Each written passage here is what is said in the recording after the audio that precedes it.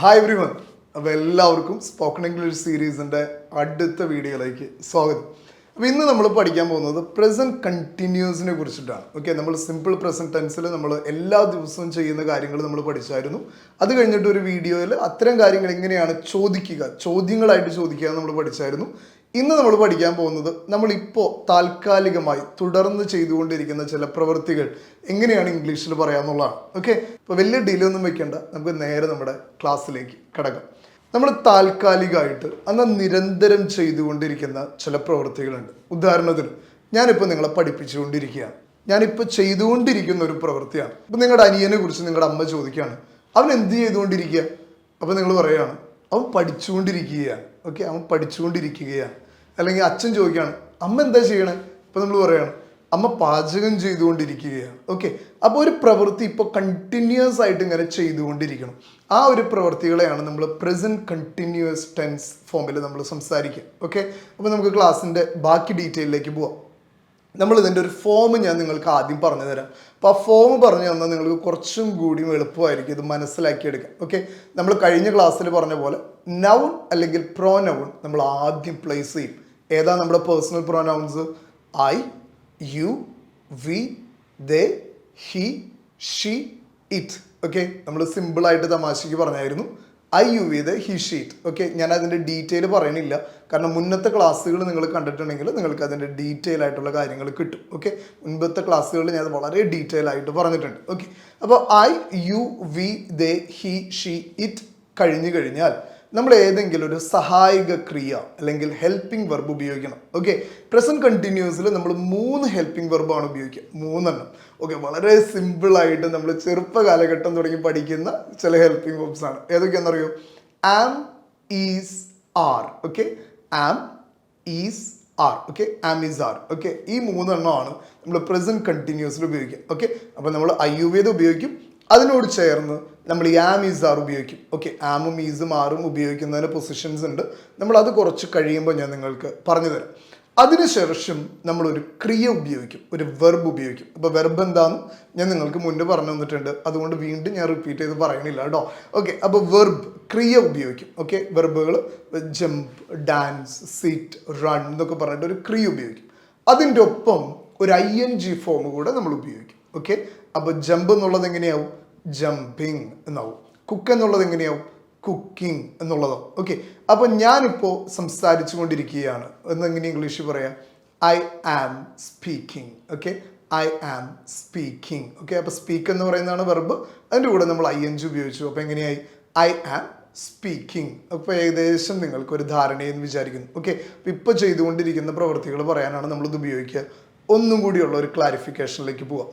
ഐയുടെ കൂടെയാണ് നമ്മൾ ആം ഉപയോഗിക്കുക. ഓക്കെ, ഐയുടെ കൂടെയാണ് നമ്മൾ എന്ത് ഉപയോഗിക്കുക? ആം ഉപയോഗിക്കുക. നമ്മളെന്ന് പറഞ്ഞാൽ കുറച്ച് സ്പെഷ്യലാണ് അല്ലേ? നമ്മളെന്ന് പറയുന്ന വ്യക്തികൾ ഭയങ്കര സ്പെഷ്യലാണ്. അതുകൊണ്ട് ആം ഒരൊറ്റ ആളുടെ കൂടെ ചേർന്ന് നിൽക്കുള്ളൂ, അത് ഐയുടെ കൂടെയാണ്. ഓക്കെ, ഐയുടെ കൂടെ ആം ഇങ്ങനെ ചേർന്ന് നിൽക്കും. അപ്പോൾ നമ്മളെങ്ങനെ പറയും? I am speaking. Okay, I am speaking. ഇനി നമുക്ക് യു ഉണ്ട്, വി ഉണ്ട്, ദേ ഉണ്ട്. ഓക്കെ, ഞാൻ പറഞ്ഞിട്ടുണ്ട് അതെല്ലാം പ്ലൂറലാണ്. യു എന്ന് പറഞ്ഞാൽ നീ അല്ലെങ്കിൽ നിങ്ങളാണ്, വി എന്ന് പറഞ്ഞാൽ നമ്മളാണ്, ദേ എന്ന് പറഞ്ഞാൽ അവരാണ്. ഓക്കെ, എല്ലാം പ്ലൂറലാണ്. ഇവരുടെ കൂടെ ചേർന്ന് നിൽക്കുന്ന ഹെൽപ്പിംഗ് വെർബാണ് ആർ. Okay, are. ഈസ് ഒരിക്കലും അതിനോട് ചേർത്ത് പറയരുത്, പകരം നമ്മൾ എന്ത് ഉപയോഗിക്കാൻ പാടുള്ളൂ? ആറെ ഉപയോഗിക്കാൻ പാടുള്ളൂ. ഓക്കെ, അപ്പോൾ നീ കളിക്കുകയാണെന്ന് എങ്ങനെയാണ് പറയുക? You are playing. Okay, you are playing. നീ ഇപ്പോൾ കളിച്ചുകൊണ്ടിരിക്കുകയാണ്. നമ്മൾ പ്രാർത്ഥിച്ചുകൊണ്ടിരിക്കുകയാണ്. ഓക്കെ, അപ്പോൾ നമ്മൾ പ്രാർത്ഥിച്ചുകൊണ്ടിരിക്കുക. അപ്പോൾ നമ്മൾ പറയാണ് നമ്മൾ പ്രാർത്ഥിച്ചുകൊണ്ടിരിക്കുകയാണ്. ഇപ്പോൾ നിങ്ങൾ ഉദാഹരണത്തിന് നമ്മൾ പ്രാർത്ഥിക്കുന്ന സമയത്ത് 5-6 പേരൊക്കെ കൂടി ഇരുന്ന് വർത്താനം പറയേണ്ടതെന്ന് വിചാരിച്ചു. അപ്പോൾ നമ്മൾ അവർക്കൊരു റിമൈൻഡിങ് ആയിട്ട് പറയണം, അതായത് നമ്മൾ പ്രാർത്ഥിച്ചുകൊണ്ടിരിക്കുക കേട്ടോ എന്ന് നമ്മൾ പറയാം. അപ്പോൾ അതെങ്ങനെ ഇംഗ്ലീഷിൽ പറയാം? നമ്മൾ എന്നുള്ളതിന് ഏത് വാക്കാണ് ഉപയോഗിക്കുക? വി. Okay, V.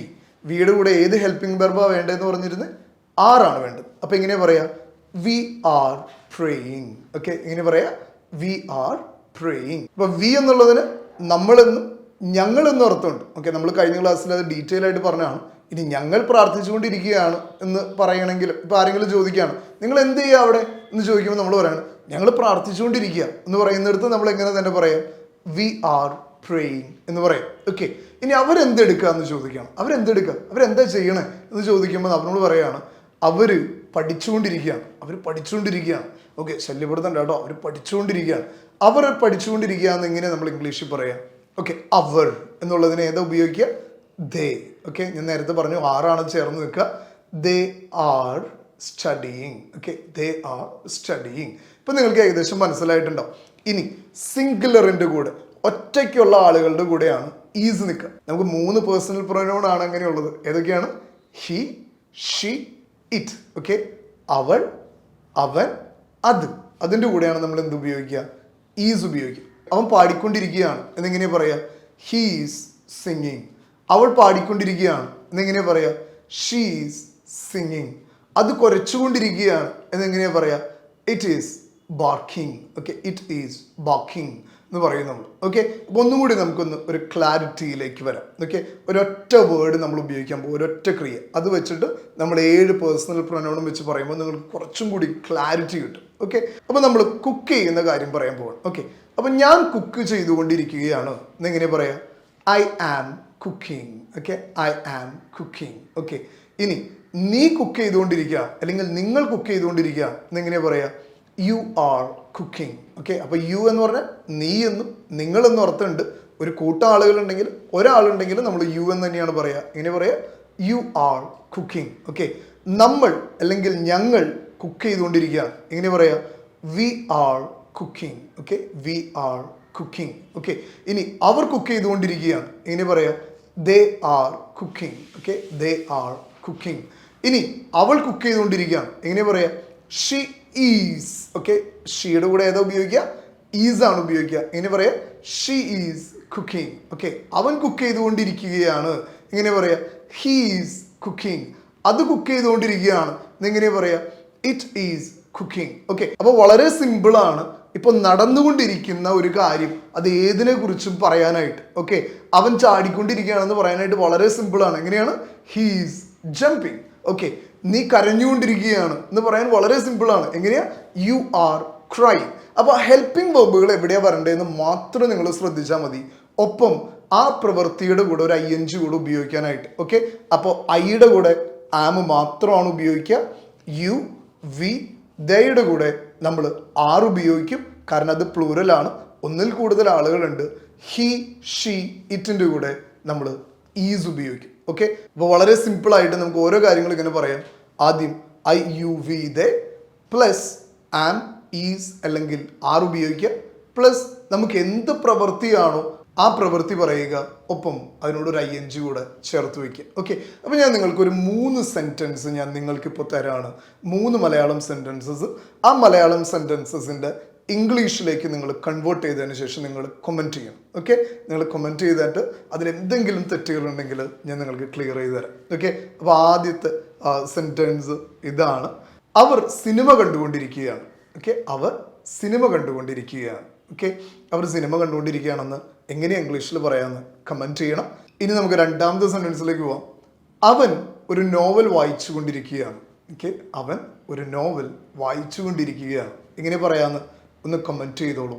മൂന്നാമത്തെ അത് കരഞ്ഞുകൊണ്ടിരിക്കുകയാണ്. ഓക്കെ, അത് കരഞ്ഞുകൊണ്ടിരിക്കുകയാണ്. ഓക്കെ, അപ്പോൾ ഈ 3 സെൻറ്റൻസസിൻ്റെ ഇംഗ്ലീഷ് എന്താണെന്ന് ഫൈൻഡ് ചെയ്ത് നിങ്ങൾക്കൊരു ഹോംവർക്കാണ്. നമ്മൾ ഈ ക്ലാസ് മാത്രം അറ്റൻഡ് ചെയ്തിട്ട് കാര്യമില്ലല്ലോ, നമ്മളത് പ്രാക്ടീസ് ചെയ്യാനും കൂടെ തുടങ്ങണം. ഓക്കെ, അപ്പോൾ നിങ്ങൾ ഐ ഉപയോഗിച്ച്, യു ഉപയോഗിച്ച്, വി ഉപയോഗിച്ച്, ദേ ഉപയോഗിച്ച്, ഹി, ഷീ, ഇറ്റ് ഒക്കെ ഉപയോഗിച്ചിട്ട് പുതിയ സെൻറ്റൻസസ് ക്രിയേറ്റ് ചെയ്യണം. ഓക്കെ, പുതിയ സെൻറ്റൻസസ് ക്രിയേറ്റ് ചെയ്യണം. നിങ്ങൾ അത്തരം ക്രിയേറ്റ് ചെയ്ത സെൻറ്റൻസ് കമൻറ്റ് ചെയ്താലും നമ്മളത് ശ്രദ്ധിക്കും.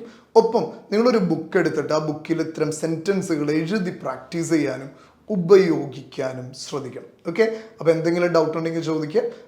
മറ്റൊരു വീഡിയോ ആയിട്ട് നമുക്ക് വീണ്ടും കാണാം. Until then, it's bye from Linto.